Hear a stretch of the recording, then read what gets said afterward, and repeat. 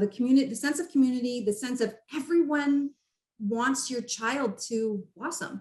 So, you know, when they're young, you have so many questions, and the teachers, the owners of the school, they became like family for us. And every time there was some sort of challenge going on, whatever it may have been, and now I look back and think how silly some of them were as a parent, bringing these, you know, challenges and talking about it, but they really helped us. It really was another home.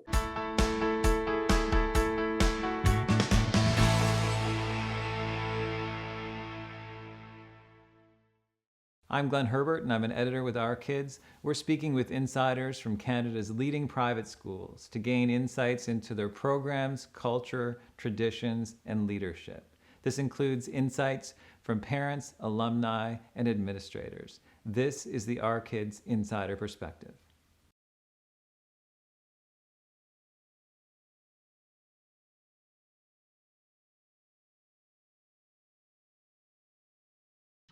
So both of my daughters went to Kaban from toddler program right through to the end of elementary.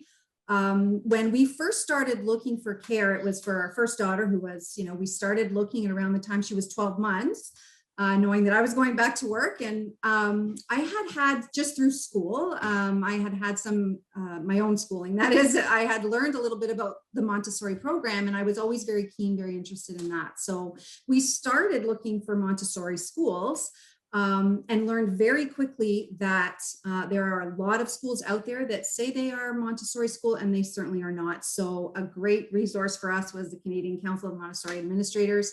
It helped us to kind of zero in on the schools that were fully accredited. So that kind of narrowed the search. We saw a few schools before Kaban. When I finally got my time to go and meet the folks at Kaban, there was no further decision to be made. I called my husband from the car. I'm like, I found it. This is the place. Like, it's another home for our daughter, and it's where we're meant to be. So yeah, they exude love and care and community, and you just get that from the first go. So we really wanted an accredited school. And Montessori is one of those things where my understanding of it, at least, is that it's not a trademark name. So a lot of care providers can say that they're Montessori, but they're not. So that was the first thing. We wanted a fully accredited Montessori school with, you know, the method in place, trained teachers, the beautiful materials. We wanted all of that.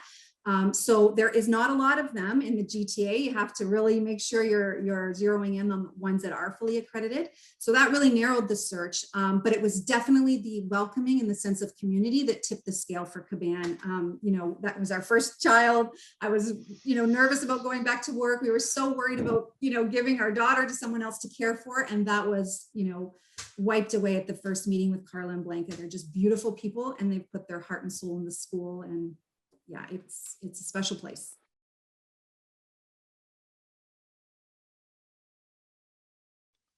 So when they started Kaban, it was it is just an extension of home. So, you know, it was, I mean, there was, you know, certainly ups and downs with transitions to different classrooms and all of that stuff for sure, but they generally adjusted very well.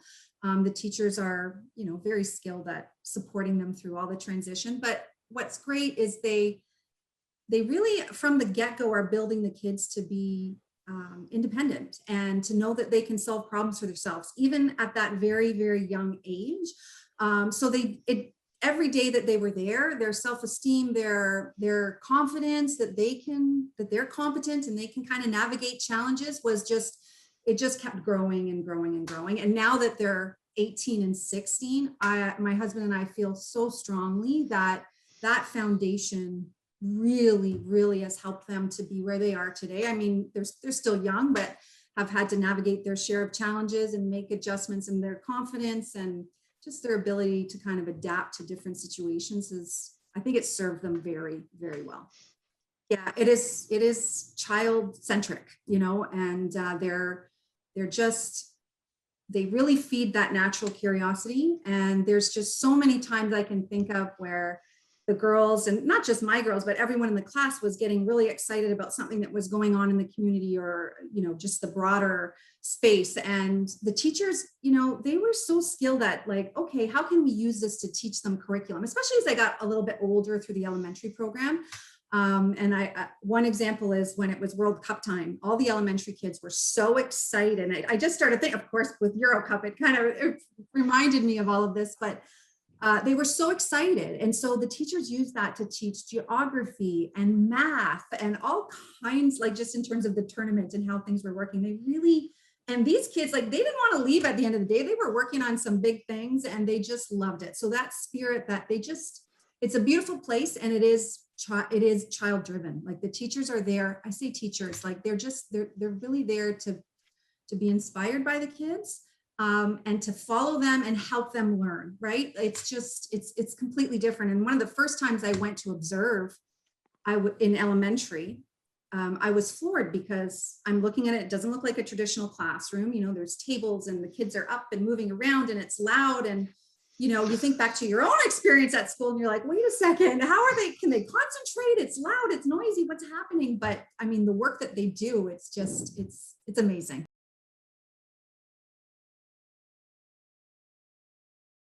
Oh my goodness, that's a tough one. I would say my oldest one would probably speak to her friendships there, because she still has them today.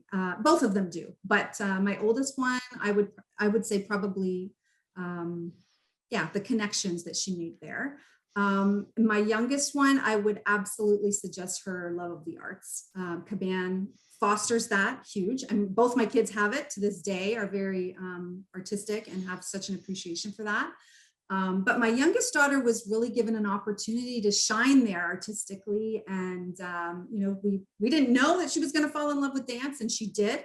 And she was running dance teams at school and choreographing concert dances. And it really, helped her confidence and helped her, enjoy doing what she loved in her school community. So there's too many things to mention, but those would be two standouts.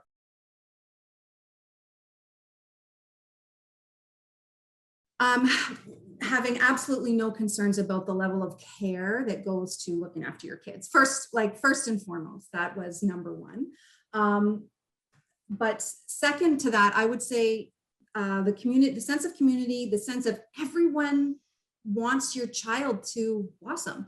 So, when they're young, you have so many questions, and the teachers, the owners of the school, they became like family for us. And every time there was some sort of challenge going on, whatever it may have been. And now I look back and think how silly some of them were as a parent, bringing these challenges and talking about it, but they really helped us. It really was another home for the kids. And they were great at how many times my husband and I would go in to have meetings and talk about whatever might be going on and how we can support them at home, how we can support them at school. They work together. They want to integrate the home at home, the home at school, and I would say that for sure is top for me. My oldest daughter as well went through some health challenges towards when she was in elementary, and to say that Kaban went above and beyond to support her and accommodate her in the school environment would be an understatement. They care. They love the kids. And to this very day, my kids still go back to Kaban. They're still in touch with the teachers, and it'll never change.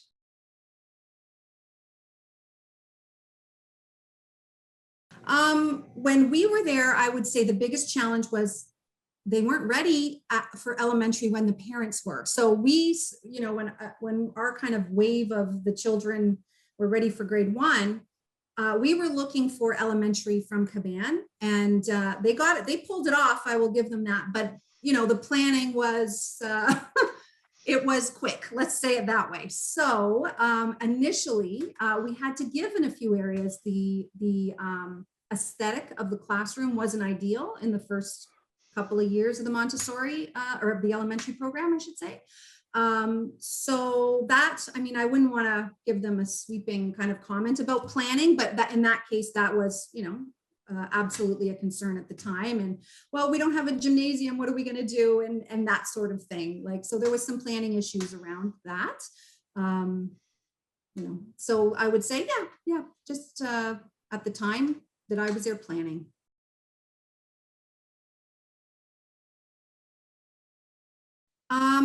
Well, I guess initially it was just the whole Montessori methodology. That was surprising, especially as I did know a little going in, but as they got older, like not having report cards and traditional report cards and stuff like that, that was a little bit surprising. But having had the kids there so long, it's even hard to look back and say what was surprising. There's so many, beautiful stories I could tell you that probably would be surprising to people, but for us, it was just so natural because it was, so it's such a community oriented place, like little things like throwing baby showers for parents and organizing charities specific to something that might be going on in the community. Like just, they're really involved and really special and they care about everybody.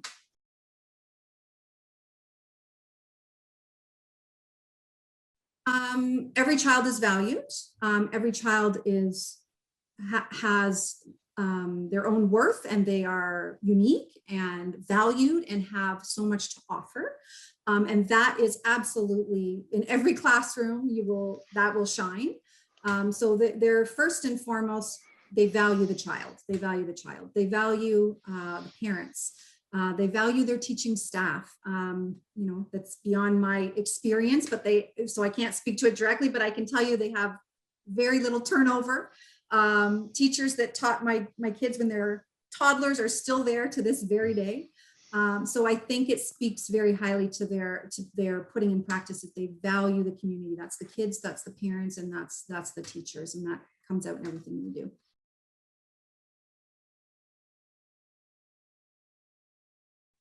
There is a very diverse community. I think because the owners of the school, they are Spanish speaking. So there is certainly in which it turned out so beautiful that they brought that in. I mean, the name of the school in and of itself is inspired by the two owners coming directly from Mexico. But the Spanish speaking element, they brought that into the classroom and teach Spanish all the way through. It's a very multicultural group of families. So to try and describe the average family, that's a tough one because it is quite diverse. There are, a lot of different ethnicities and cultures and languages there. So it's tough to say kind of demographically what the average would be, but I know if you're going to be at a place like Kaban, then the values are going to be consistent. And that is, you're going to value family, community, charity, the environment. You're just going to have a broader view of why your child is in this space. It's not a place to look after your kid while you're at work. They are really helping you build a foundation. So it's like a partner in your parenting. And when I look at my girls, still young at 16 and 18, but I know they've gotten so much from their experience at Kaban. So I think all of the parents, even if they don't start that way, they get there very quickly, that this is so much more than a school. And it's really helping to build your kids' foundation so that they can go out to their first middle school experience or high school, wherever they go, that is going to be different. And they're going to be adaptive and they're going to be confident and they're going to be ready to navigate that and take on challenges. And also, psychologically, I will say, like and socially, because they're given all these opportunities to self-determine and kind of figure out what works for them, what they like, but also with these shared values of sharing, kindness. Let's look after the world. Let's look after the environment.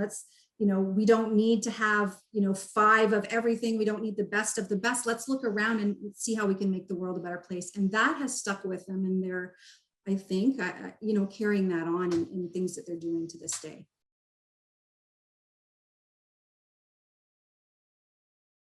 Oh, there's so many things. So one of my daughters, I want to say she would have been around 10. She was in elementary, so around 10 years old.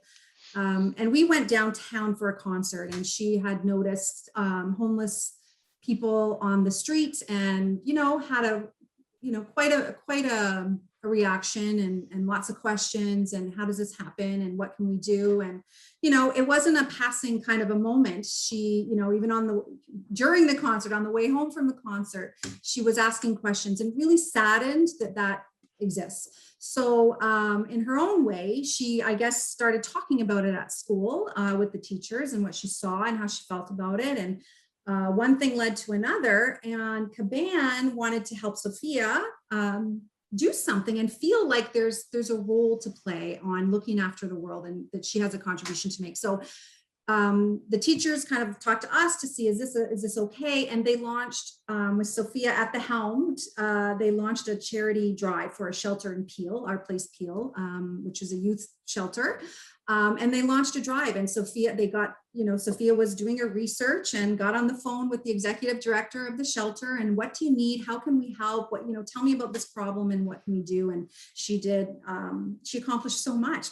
She raised so much, a lot of money for, at the time, 10 years old. She raised a lot of money, collected a lot of products that were of need, whether it was hygiene products, clothing, very, and I have pictures of her in the house sorting all the donations, and just the sense of, that she can make a difference. And it's something small, of course, but it planted a seed that there is something that we can all do to help, make the world better. So that's a standout for me.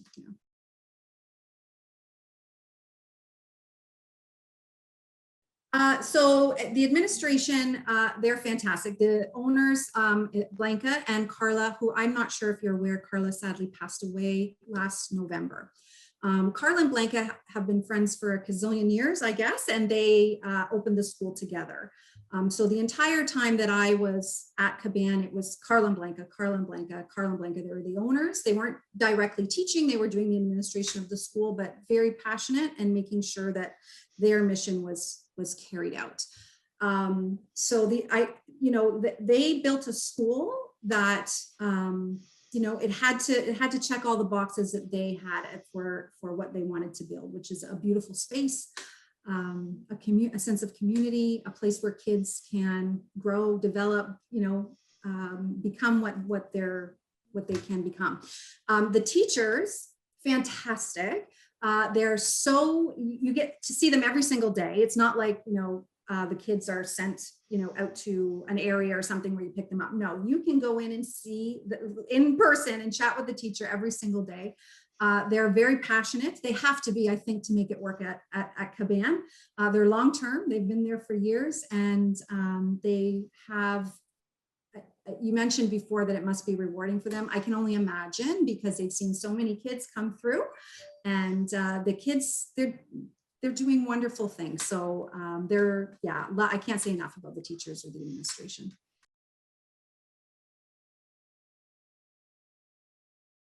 They will care and love your child. It is a second home. So they will provide that kind of care for your child. The value system at Kaban, I can only imagine, is what every family wants in their own home. So sharing, kindness, looking at the world, how can we look after ourselves? What's our place in this world? And having that broader view. The value system, I think, for most people is what they want. And thirdly, because I'm a fan of the method of Montessori, it truly is an accredited school, which, as we talked about, that's an important distinction. So I think those would be the top three.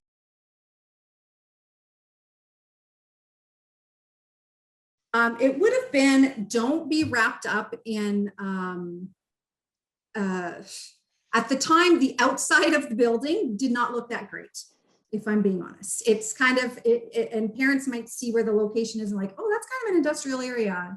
And so initially I was a little concerned, well, there isn't really a big field or forest or a path for them to kind of be walking around. So the outside aesthetic wasn't the best, but I would tell myself, get through those doors, see the space is absolutely beautiful inside, and it's airy and it's beautiful. Don't get hung up on that. Don't get hung up on what it looks like from the outside. And even as they got older in elementary, and initially, there is a beautiful gymnasium now, but initially, because the planning being what it was, There was no gymnasium. I was very hung up on that at the time. But being a resourceful and Montessori school, they found ways to get the kids out and about, and being outside, going to the library, taking walking trips to the library. So those kinds of things kind of spoke eventually as we got into it. I'm like, yeah, I guess the gym was kind of secondary. They're doing all these great things. They're planning bus routes to go to a baseball game and learning how this transit system works. There's a million ways from Sunday that the school will deliver on all the stuff that we think, oh, we need the gym, we need this space, we need that. For more information about this school, you can visit their profile at ourkids.net.